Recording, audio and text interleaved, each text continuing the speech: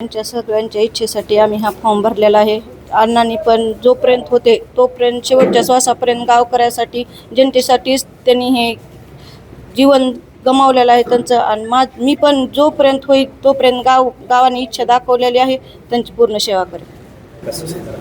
अण्णाचे भरपूर तसे स्वप्न आहेत, जेवढे माझ्याच्याने होईल तोपर्यंत तेवढे मी करेन पूर्ण. आज सबंध गावकरी तुमच्यासोबत या ठिकाणी अर्ज भरायला आले, काय भावना आहे म्हणजे सर्व ह्या गावकऱ्यांच्या लढ्यामुळेच आम्ही ह्यात उतरले. तोपर्यंत आमची इच्छा पण नव्हती ह्याच्यात उतरायची, पण सर्वसामान्य जनतेची गावकऱ्याच्या इच्छेमुळेच आम्ही ह्यात उतरलेलो आहोत.